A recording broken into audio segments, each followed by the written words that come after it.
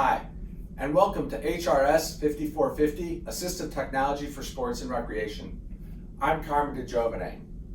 In this week's module, we'll be talking about summer sports. So you probably noticed this flag that's behind me, the Ohio State University flag.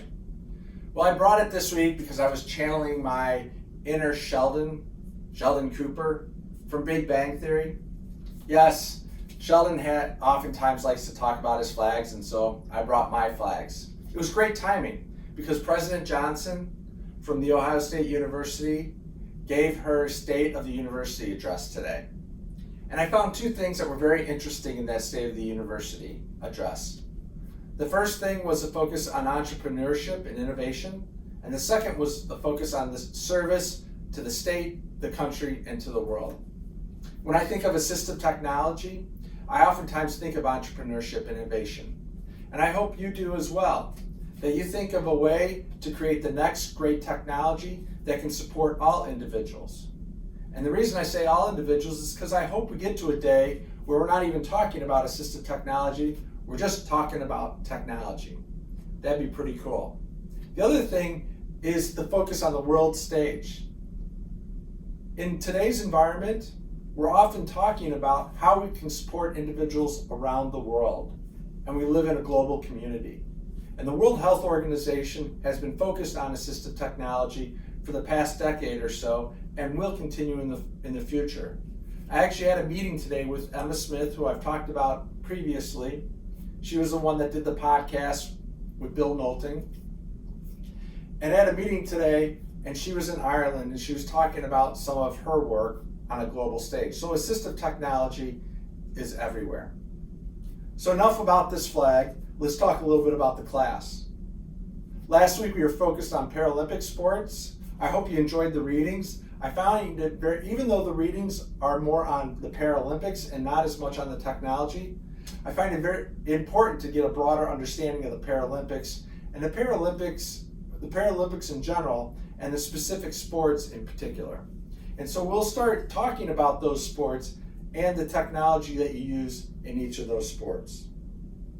For Module 7, we're going to focus on the summer sports. We'll also have a scavenger hunt that will emulate what you have to do as an ATP. And we'll continue our semester-long case study. In the semester-long case study, we'll focus on client goals and objectives. Okay, I see everybody rolling their eyes, goals and objectives. What's the difference? To be honest, I don't always know myself. So I just wanted to give you a little primer on what I'm looking for in the assignment. Client goals, it's really from the client's perspective in the client's voice. The example I give you is, I want to go fishing. Very generic. In terms of objectives, some people call them functional goals. Some people call them objectives. Some call them SMART goals. You may have heard that acronym from the business world. A SMART goal is that it's specific, it's measurable, it's attainable, realistic, and timed or has a time limit. So for the objectives, I'm really focused on the individual components of whatever you're going to do, or whatever the patient's going to do, the client's going to do, that allows them to attain that larger client goal. So for the example of I want to go fishing, one of the goals may be identify. So identify is a term from Bloom's taxonomy, if you're not familiar with that, Bloom's taxonomy. Identify an anatomical landmark that an individual could use while holding a fishing pole. And then you identify motion of that anatomical landmark. So is that motion, if they're using their hand, what does the motion look like? Is it, and that we'll talk about that later on. So those are the types of objectives. Another objective could be open the bail of a fishing reel 10 times. And so that gets you that's a little more specific in terms of the objectives. So what I want you to do is break down the activity in terms of the objectives that you're going to do either in the assessment. So oftentimes we talk about the assessment phase. So identify anatomical landmarks, identify motion, identify 3 potential fishing reels that would allow a person to go fishing, identify potential adaptations. So a lot of identify type of things, or you can do it in terms of the client's perspective. So those were all in terms of the clinician's perspective.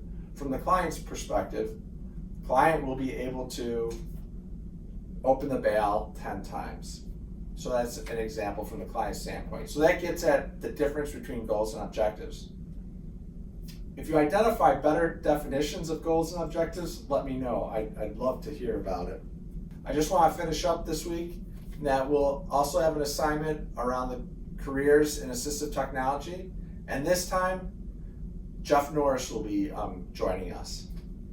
The other thing that I want to talk about is I want to talk about a website at The Ohio State University. It's in the Disability Services section of the website, and it provides a lot of materials of universal design for learning or inclusive learning. It's designed specifically for instructors at OSU, and it's there to support the students that are attending OSU.